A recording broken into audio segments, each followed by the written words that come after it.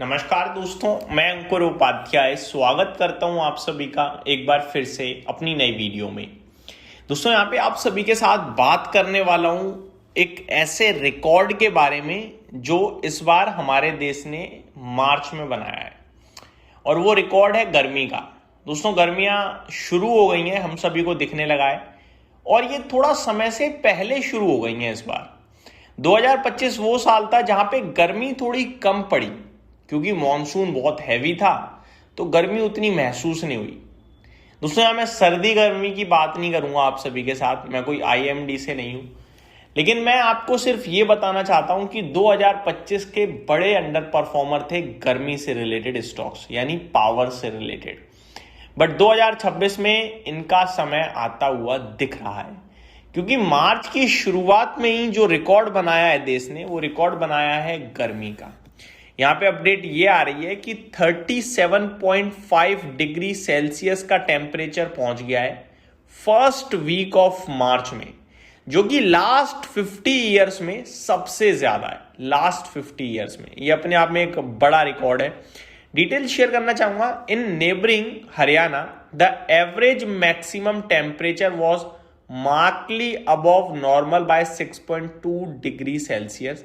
The highest temperature in the state was 36.3 degrees Celsius at Hisar. Haryana का temperature काफी high चल रहा है इस समय। नॉर्मली जो नॉर्मल रहता है उसके कंपैरिजन में 6.2 डिग्री थोड़ा ज्यादा है, 6.2 डिग्री। और हिसार जो की है हरियाणा में, वहां पे हाईएस्ट टेम्परेचर देखा गया है 36.3 का मार्च के फर्स्ट वीक में। ये बिग अलर्ट है दोस्तों। आगे, several north Indian states have been witnessing a steady rise in mercury with Delhi on Saturday recording a maximum temperature of 35.7 degrees Celsius, the highest reading logged in the first week of the month in the past 50 years, an IMD official told PTI। तो दिल्ली की बात करूं, 35.7 degree Celsius का आंकड़ा नापा गया है कल, यानी सैटरडे को। पॉसिबल है ये फर्स्ट वीक ही है कल, फर्स्ट वीक ऑफ कल आपकी 7 तारीख थी, तो फर्स्ट वीक ही काउंट करूंगा मैं। 1 तारीख को तो नहीं माना जाएगा, तो कल का ही मानते हैं हम। तो कल के दिन 37.5 डिग्री सेल्सियस का टेम्परेचर दिल्ली में देखा गया है। तो ये आपको दर्शा रहा है कि ये इस साल गर्मी भीषण पड़ सकती है दोस्तों। अब गर्मी में क्या जरूरत पड़ती है, वो स्टॉक्स हमें रडार पे रखने हैं, उस पर आऊंगा मैं। थोड़ा सा और बढ़ाना चाहूंगा यहाँ पे जो लिखा हुआ है। According to weather data from the past 50 years, earlier the highest maximum temperature reading during the first 7 days of March at Safdarjung, the city base weather station, was 34.8 degrees Celsius logged on March 5, 1999। Last 50 साल का data देखें तो सबसे highest गर्मी जो रही थी 5 मार्च 1999 को 34.8 डिग्री सेल्सियस की रही थी। इस बार वो रिकॉर्ड टूट गया है। ये दोस्तों सही नहीं है। देखो, मैं आपको पहली बात तो बता दूं, क्योंकि गर्मी बहुत भयंकर हमारे देश में पड़ती है।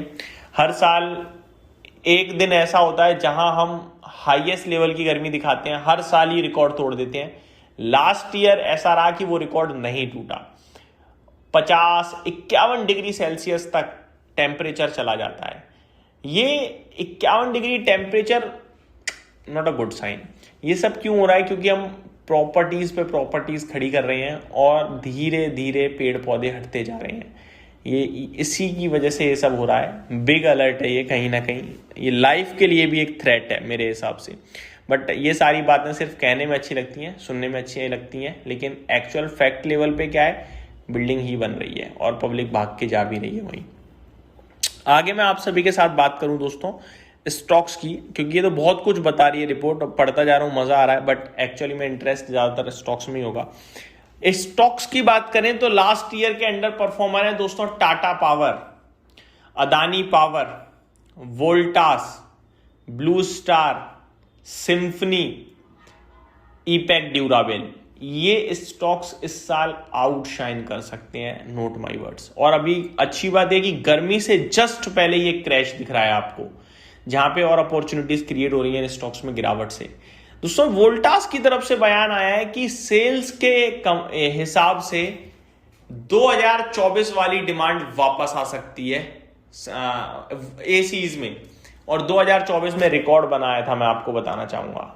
तो इस बार गर्मी कर सकती है इन कंपनीज का बेड़ा पार और हम लोगों की हालत खराब।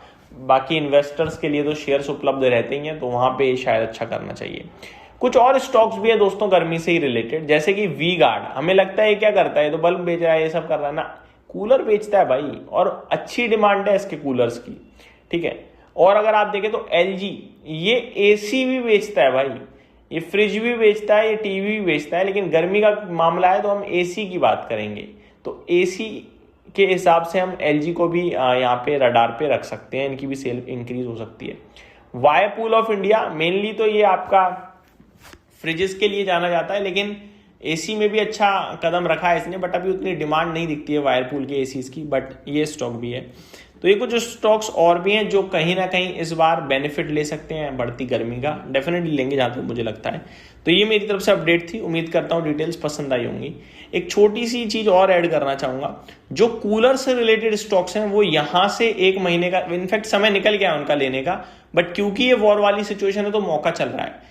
और जो एसी वाले स्टॉक्स हैं उनको आप चाहो तो मई फर्स्ट हाफ तक भी कंसीडर कर सकते हो, क्योंकि उसके बाद फिर एसीज की डिमांड ज्यादा हो जाती है, क्योंकि अभी से लेकर अप्रैल मई इवन जून तक भी आप कूलर में गुजारा करते हो, लेकिन उसके बाद ह्यूमिडिटी आती है, उमस, वो कूलर काम नहीं करता, वहां एसी ही काम करता है, तो थोड़ा शिफ्ट होता है मोमेंटम, ये याद रखिएगा।